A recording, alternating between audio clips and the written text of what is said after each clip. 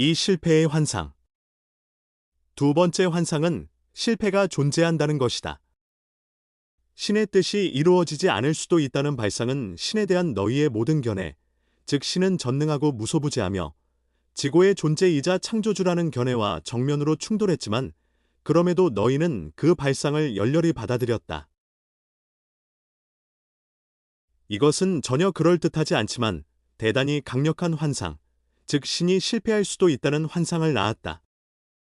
신이 뭔가를 바랐는데 그것을 얻지 못할 수도 있고, 신이 뭔가를 원했는데 그것을 받지 못할 수도 있으며, 신이 뭔가를 필요로 했는데 그렇게 되지 않을 수도 있다는 이야기다. 결국 신의 의지가 방해받을 수 있다는 것이다. 이 환상은 인간의 한정된 인식으로도 그 모순을 지적할 수 있을 만큼 억지가 심한 것이었다. 하지만 워낙 상상력이 풍부한 인류는 놀랄 만큼 손쉽게 신빙성을 끌어다 댈 수 있었다. 신이 뭔가를 필요로 할 뿐만 아니라 신이 필요를 채우지 못할 수도 있다고 상상했다. 어떻게 이렇게 했을까? 다시 한번 너희는 자신을 신에게 비춰보았다. 이번에도 너희가 신의 것으로 돌렸던 능력과 자질은 실상 너희 자신의 체험에서 나온 것이었다. 행복해지려면 필요하다고 여기는 것을 모두 얻는데 너희가 실패할 수 있다는 것을 알았기에 너희는 신도 마찬가지라고 선언했다. 그리고 이 환상으로부터 삶의 결과는 확실치 않다고 가르치는 문화 이야기를 만들어냈다. 삶의 결과는 제대로 풀릴 수도 있고 아닐 수도 있다. 그것은 괜찮을 수도 있고 나쁠 수도 있다. 하지만 결국에는 모든 게 제대로 될 것이다. 그렇지 않은 경우만 빼고는 신이 자신의 필요를 채우지 못할 수 있다는 의구심에 이런 불확실성을 보낸 것은 너희를 처음으로 두려움과 만나게 하는 결과를 낳았다. 신이라고 해서 항상 자기 마음대로 하는 건 아니라는 이야기를 고안해내기 전에는 너희에게 두려움이란 게 없었다. 사실 아무것도 두려울 것이 없었던 것이다.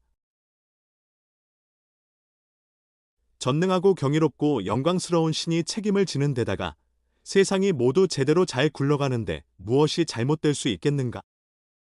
이런 상황에서 신이 뭔가를 원했는데 그것을 실제로 얻지 못할 수도 있다는 발상이 생겨났다. 신은 자신의 모든 자녀들이 천국의 자신에게로 돌아오기를 바라지만 자녀들 스스로가 나름의 행동으로 그런 신의 뜻을 막을 수도 있다는 것이었다. 그러나 이런 발상 역시 신빙성을 아무리 끌어다 대도 인간의 정신은 그 모순을 알아챘다. 창조주와 피조물이 하나이거늘 어떻게 신의 피조물이 창조주를 방해할 수 있단 말인가? 삶의 결과를 낳는 자와 그것을 체험하는 자가 똑같거늘 어떻게 삶의 결과가 불확실할 수 있단 말인가? 두 번째 환상에도 결함이 있는 게 분명했다. 이 결함은 실패가 존재한다는 관념이 틀렸음을 말해주는 것이었다. 그러나 인간들은 마음속 깊은 차원에서 그 환상을 포기할 수 없다는 걸 알고 있었다. 그랬다가는 대단히 결정적인 뭔가가 끝장나리란 것을 알았던 것이다. 이번에도 그들이 옳았다. 그러나 이번에도 그들은 실수를 저질렀다. 환상을 환상으로 보고 그것을 원래 목적에 맞게 이용하는 대신 그 결함을 고쳐야 한다고 생각했다. 이렇게 해서 두 번째 환상의 결함을 고치기 위해 세 번째 환상이 만들어졌다.